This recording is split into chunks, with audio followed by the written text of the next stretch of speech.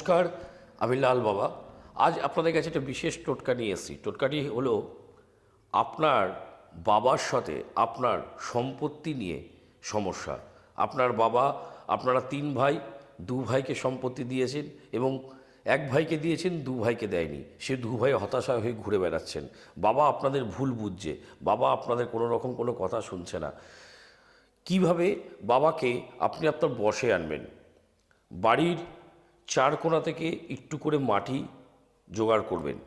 আর যে কোনো দশকর্মার দোকানে খোঁজ নেবেন। কলং সিঙ্গি বলে একটা জিনিস পাওয়া যায়, কলং সিঙ্গি। সেই কলং সিঙ্গিটি যদি জোগাড় করতে পারেন আর বাড়ির চারদিক থেকে যদি একটু মাটি জোগাড় করতে পারেন, মাটি জোগাড় করে আপনার বাবার নাম দিয়ে ওই কলং সিঙ্গিটাকে মেশাতে হবে। মিশিয়ে বাড়ির সেই 4টে কোণাতেই আবার রেখে 4টে মন্ত্র আমি দেব।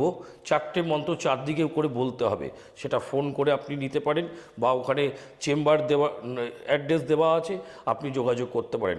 এবং তাদের জন্য বলছি যারা মনে করবেন যে না এটা করা অসম্ভব, আমি বাড়িতে ঢুকতে পারছি না বা বাড়ি থেকে আমার একটা জোগাড় করা অসম্ভব হয়ে যাচ্ছে, তাহলে আমার সাথে যোগাযোগ করুন।